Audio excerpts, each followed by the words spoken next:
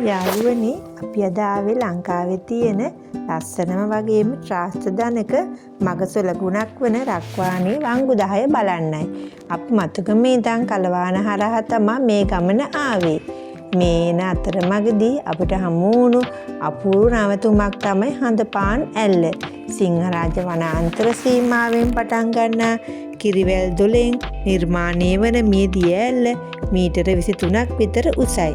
ඈත කඳු මුදුනක ඉඳන් සුදු තේලයක් වගේ කඩා හෙළන හඳපාන් ඇල්ල ඒ යවට තියෙන නිස්කලංක පරිසරයත් එක්ක ගමනේ මහන්සිය නිවා ගන්න කියාපු තැන. හඳපාන් ඇල්ල පිහිටලා තියෙන රත්නපුර දිස්ත්‍රික්කයේ කලවාන සහ රක්වාන අතර ප්‍රදේශයකයි. මේ ප්‍රදේශය ලෝකෝරුම සිංහරාජ මූකලානට ඉතාම ආසන්න කලාපයක්. ඒ නිසාම මේ අවට තියෙන්නේ තෙත් කලාපීය වැසි වනාන්තර පරිසර පද්ධතියක්. හඳපාන් ඇල්ල නිර්මාණය වෙන්නේ සිංහරාජයේ දකුණු බෑවුම් වලින් පටන් ගන්නා කිරිවැල් දොල කියන දිය ධාරාවේ. මේ දිය ධාරාව පස්සේ කාලෙක කුකුලේ ගඟට එකතු වෙනවා. මේ ප්‍රදේශයේ පහත රට තේ වගාවට ඉතාම ප්‍රසිද්ධයි. කඳු බෑවුම් පුරා විහිදුණු නිලට නිලේ දිලිසෙන තේ වතු මැදින් නිතරම මීදුම් ගලාගෙන යන දර්ශනීය පරිසරයක් මෙහි තියෙනවා. සිංහරාජයට මායිම්ම තියෙන නිසා ලංකාවට ආවේනික දුර්ලභ පක්ෂීන් උදාහරණයක් විදිහට ගත්තොත් ශ්‍රී ලංකා බටගොයා, වලි කුකුලා, සමලනුන්වලි උභයජීවීන් මේ අවට පරිසරයේදී බහුලව දැක් ගන්න පුළුවන්. ශබ්ද දූෂණයෙන් තොර කුරුළු නාදය මේ පරිසරයට දෙන්නේ පුදුමාකාර නිස්කලංක බවක්. මේ පරිසරයේ තේ වතු වල වැඩිපුරම පේරගසු තියෙනවා. ගැමියන් කියන විදිහට පායන පුර 15ක පෝය දවස්වලට හඳ එළිය කෙලීම මේ දිය ඇල්ලට වැටෙනවා. ඒ වෙලාවට මුළු දිය ඇල්ලම රිදී පාටින් දිලිසෙනවලු. හඳපාන් ඇල්ල කියන නම හැදිලා තියෙන්නේ අන්න ඒකයි. මේ ඇල්ල ප්‍රධාන පාරට සම්පූර්ණයෙන්ම දිස් වෙන්නේ නැහැ. පාරේ ඉඳන් ටිකක් දුර කන්ද දෙසට බලද්දී ඈතින් කඳ මුදුනක ඉඳන් කඩා හැලෙන හැටි දැක ගන්න පුළුවන්. ළඟටම යන්න නම් තේ වතු සහ කුඩා වනාන්තර තීරයක් මැදි පයින් යන්න ඕනි.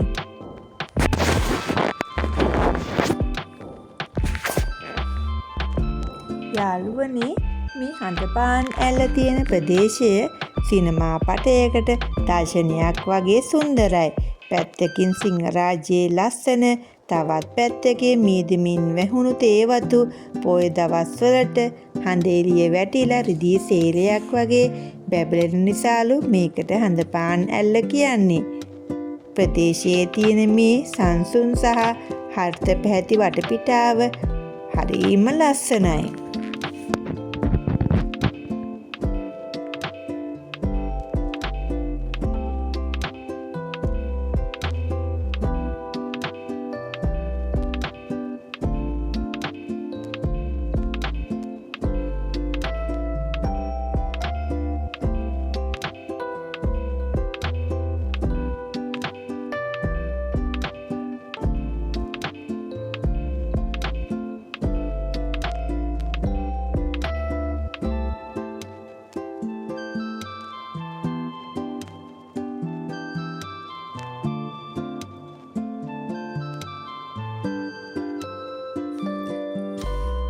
ඔන්න හඳපාන් ඇල්ලේ සිරි නරඹලා ඊට පස්සේ අපි ආවේ රක්වාන නගරයට. රක්වාන නගරය පහු කරලා ඉස්සරහට යනකොට අපිට හමු වෙන විශේෂ ඓතිහාසික වටිනාකමක් තියෙන තැනක් තමයි රක්වාන පාලම. ඓතිහාසික පසුබිම ගත්තොත් මේ පාලම ඉංග්‍රීසි පාලන සමයට අයත් එකක්.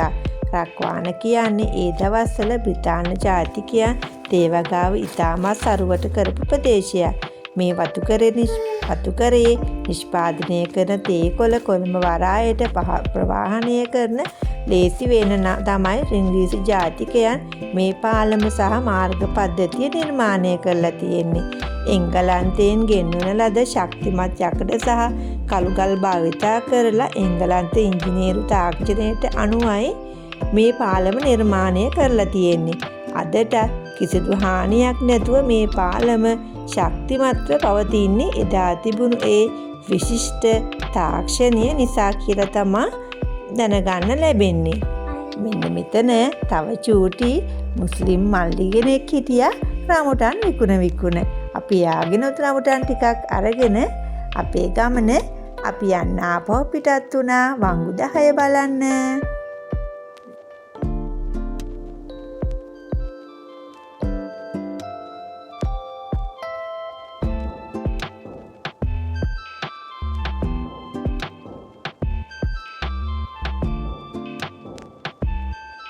රක්වානේ පාලම පහු කරලා ඉදිරියට ඇදෙන්නේ අපි ඔන්න වංගු 10 බලන්න යන්නේ. වංගු 10 පිහිටලා තියෙන්නේ සබරගමුවේ තෙත් කලාපයත් දකුණු පළාතේ වේලි කලාපයත් යාකරට සීමාවකයි. ඒ කියන්නේ ඇඹිලිපිටිය සහ සූරියවැව පැත්තේ. වංගු 10 පල්ලම් බහිද්දි හෝ ඉහළට යද්දී පරිසරයේ උෂ්ණත්වය ක්ෂණිකව වෙනස් වෙනවා දැනෙනවා. වංගු 10 මුදුනට යනකොට දවල් කාලයට පවා ක්ෂණිකව මීදුම් ගලාගෙන ඇවිත් මුළු පාරම වැහිලා යනවා. මේක ඕගොල්ලන්ට වීඩියෝත් එකෙන් බලා ගන්න පුළුවන්. මේ පාර හැදුවේ අද වගේ නවීන බැකෝ මැෂින් ඩෝසර් තිබුණු කාලෙක නෙවෙයි. 19 වෙනි සියවසේ අගභාගයේදී බ්‍රිතාන්‍ය ජාතිකයන් මෙරට කම්කරුවන් ලවා කළුගල් පර්වත අතින්ම කොටලා පුපුරවල තමයි මේ කඳු බෑවුම් වල කැපුවේ. වංගු 10 දිගේ යනකොට පාර අයිනේ තියෙන කළුගල් බැමි දිහා බැලුවොත් පෙනේවි ඒවා සිමෙන්ති පාවිච්චි නොකර එකකට එකක් සිරස්ව හිටන්න කළුගල් කුටි එකතු කරලා හදපු අත්තිවාරම් බව. අවුරුදු 100කට වඩා වැඩි කාලයක් තිස්සේ මහා නායෑම් වලින් පාර බේරගන්න තියෙන්නේ මේ ඉංජිනේරු තාක්ෂණයයි. මේවා සාමාන්‍යයෙන් වංගු නෙවෙයි. ඉංග්‍රීසි යු අකුර හැඩයට තියෙන ඉතාම තියුණු කොණ්ඩා කටු වංගු. මෙතනදී එක් වංගුවක ඉඳන් ඊළඟ වංගුවෙන් එන වාහනයක් පෙනෙන්නේ නැහැ. ඒ නිසා වංගුවක් ගානේ හෝන් එක ගහලා සංඥා කරමින් පළපෙරදු රියදුරන් ඉතාම ඉවසීමේ වාහන පදවන්න ඕනේ තැනක්. ලොකු බස් සහ ලොරි මේ වංගුවලදී හරවන්නේ ඉතාම අපූර්ව රීති මාලාවකට අනුවයි. මේකේ එක තැනක view point එකකුත් තියෙනවා. සීතාවක සහ ඇඹිලිපිටිය දෙසට වංගු 10 ඉහළම හරියට යනකොට මුළු රක්වාන නිම්මේම පහළින් පේනවා. අහස පැහැදිලි දවසට ඈතින් තියෙන ඇඹිලිපිටිය උඩවලව ජලාශය සීමාවත් පවා දිජෙන් දැක ගන්න පුළුවන් කියලා එයාවට හිටපු මිනිස්සු කීප දෙනෙක් කිව්වා. යාළුවනේ මේ පාර යනකොට අපිට හිතෙනවා එදා ඉංග්‍රීසි ජාතිකයෝ මේ වංගු 10 හැදුවේ කොහොමද කියලා. එක පිට එක පිහිටපු මේ වංගු 10 කන්ද මුදුනට යනකම්ම මිහිදෙන්නේ හරියට සර්පයෙක් ඇදලා යනවා වගේ. වංගුවෙන් වංගුව ඉදිරි ඉහළට යද්දී කන් අගුල වැටෙන තරමට සීතල දැනෙන්න ගන්නවා. මගේ මහත්තයත් මේ බව එයා කිව්වා. මෙතන තියෙන විශේෂත්වය තමයි සමහර වෙලාවට අපිට පළවෙනි වංගුවේ ඉඳන් බලද්දි හතරවෙනි හෝ පස්වෙනි වංගුවේ යන වාහන අපේ ඔළුව උඩින් යනවා වගේ පෙනීම. ඒ වගේම මේ වංගු 10 කියන්නේ ලංකාවේ ඉන්න දක්ෂම රියදුරන්ගේ දක්ෂතාවය උරංගා බලන්න පුළුවන් කලාපයක්. මෙන්න මේක තමයි වංගු 10 ගැන ඕගොල්ලන්ට මට කියන්න තියෙන්නේ. බලන්නකො මේ වංගු 10 කොච්චර ලස්සනයිද කියලා. මම ඕගොල්ලන්ට වංගු 1 ඉඳලා වංගු 10 දක්වාම යන සම්පූර්ණ වීඩියෝ එක තමයි මේ අරගෙන ඇවිල්ලා තියෙන්නේ. දැන් ඕගොල්ලන්ට මම කතාව නැවතුවත් වංගු 10 ලස්සනට බලා ගන්න පුළුවන්. රක්වාන වංගු 10 තියෙන ලොකුම සුවිශේෂත්වය තමා සෑම වංගුවක් ආරම්භයේදීම අංක 1, 2, 3 විදිහට අංක සලකුණු කරපු පූර්ව ප්‍රදර්ශනය කරලා තිබීම. සංචාරකයන් වගේම රියදුරන් පවා මේ අංක දෙස බලන්නේ බොහෝම කුතුහලයෙන් සහ උනන්දුවෙන්. මේ කන්ද එක දිගටම ඉතාම තියුණු ලෙස ඉහළට නැගෙන එකක්. ඉංග්‍රීසි පාලන සමයේ ඉඳන්ම මේ වංගු ලකුණු කරන්න හේතු කීපයක් තිබුණා. කන්දක් නගිනකොට රියදුරාට තමන් කොපමණ දුරක් ආවාද, තව කොපමණ දුෂ්කර වංගු ප්‍රමාණයක් පසු කරන්න තියෙනවාද කියලා මේ අංක වලින් වැටහෙනවා. උදාහරණයක් විදිහට අංක 8 පසු කරද්දී රියදුරා දන්නවා දැන් දුෂ්කරම හරිය ඉවරයි, කන්ද බොදුනටම කිට්ටුයි කියලා. ඒ දවස්වල තිබුණු පැරණි වාහන, විශේෂයෙන් තේ ප්‍රවාහනය කළ ලොරි මේ කන්ද නගිද්දී රේඩියේටරේ රත් වෙලා වතුර උතුරන්න ගන්නවා. ඉතින් රියදුරන් දන්නවා අංක 5 වංගුව ළඟ හොඳ ඉඩක් තියෙනවා. එතන වාහනේ නතර කරලා කූලන්ට් හෝ වතුර දාන්න ඕනි කියලා. අංක කිරීම නිසා ස්ථාන මතක තබා ගැනීම පහසු වුණා. ජංගම දුරකථන හෝ GPS තාක්ෂණය නොතිබුණු කාලේ අදට සමහර තැන්වලට සිග්නල් නැහැ. මේ වංගු සහිත මගක වාහනයක් කැඩුනොත් හෝ අනතුරක් වුණොත් තමන් ඉන්න තැන හරියටම කියන්න මේ අංක උදව් වෙනවා. අපි ඉන්නේ වංගු 10 4 වෙනි වංගුව සහ 5 වෙනි වංගුව අතර කිව්වාම ඕන කෙනෙකුට හදිසි උපකාර රැගෙන ඒම ඉතාම පහසු වෙනවා.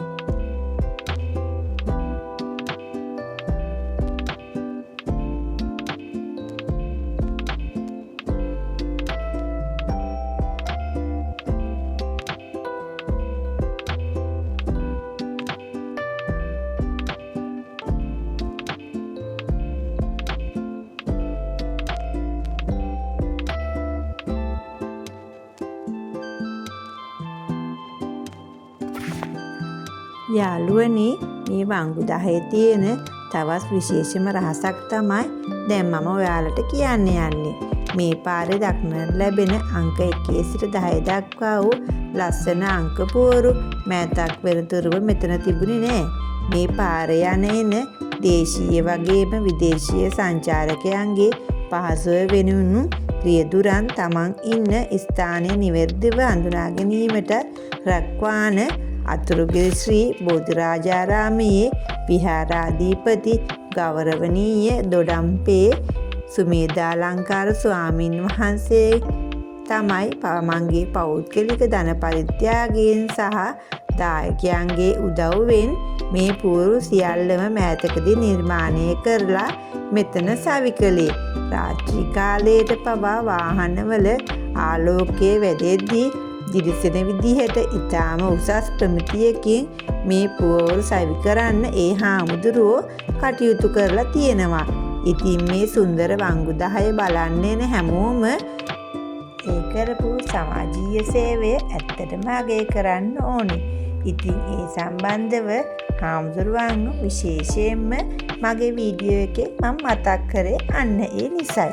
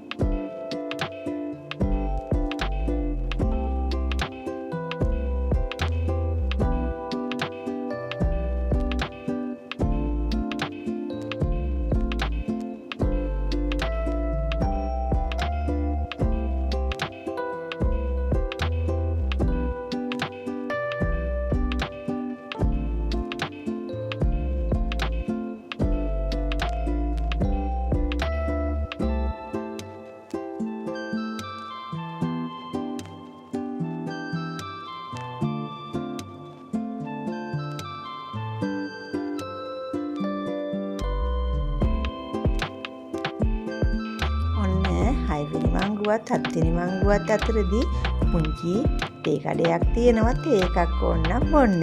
ඔහොම ඉස්සරහට යනකොට 7 වෙනි මංගුව ළඟදී ඔන්න අපිට බලා ගන්න පුළුවන් මෙන්න මේ බුදු පිළිම වහන්සේ. යාළුවනේ මට සමා වෙන්න ඕනේ වංගු 10 මැදින් ඉහළට යනකොට අපිට හමු වෙන වඩනාම සහ පූජනීය නැවතුම තමයි මේ පෙනෙන සමාධි බුදු පිළිම වහන්සේ. මේ දරුණු වංගු 10 ඇතුළතම වැඩ සිටින මේ බුදු පිළිම වහන්සේ මේ දුෂ්කර මාර්ගයේ යන්නේන හැම ජීවිතයකටම නිහඬවම ආශිර්වාද කරනවා වගේ. මේ පාරේ යන ලොකු කුඩා හැම වාහනයක්ම වගේ මෙතන නතර වෙලා පන්රක් දාලා වැඳ නමස්කාර කරලා යන්න අමතක කරන්නේ නැහැ. මේ සමාධි බුදු පිළිම වහන්සේ ළඟ නතර වුණාම ගමනේ තියෙන මහන්සිය ඔක්කොම නැති වෙලා හිතට පුදුම සහනයක් දැනෙනවා.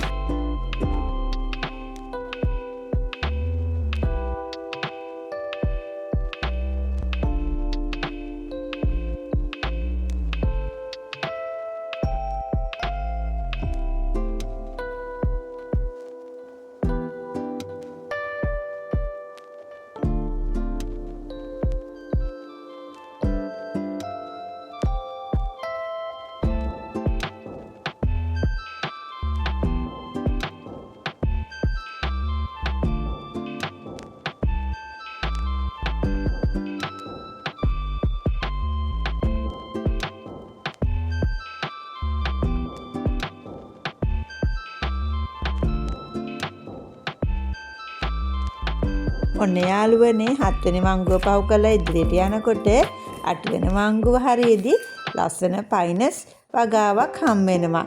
ඒ පයින්ස් වගාව පහු කරනකොට අපිට නම් හිතුනේ ඔහිය පැත්තේ අපි සංචාරය කළ ගමන.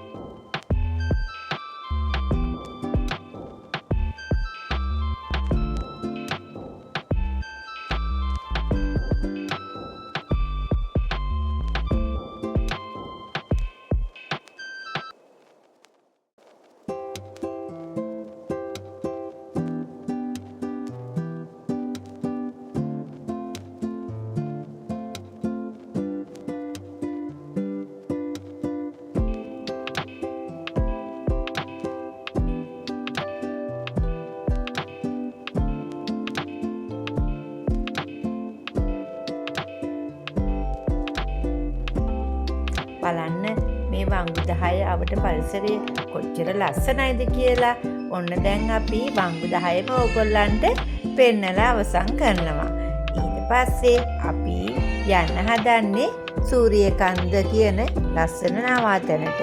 අපි එතනට ගිහිල්ලා සූරියකන්ද වීඩියෝ එකක් ඕගොල්ලන්ට අරගෙන එන්නම්කෝ. බලන්නකෝ ඊළඟට.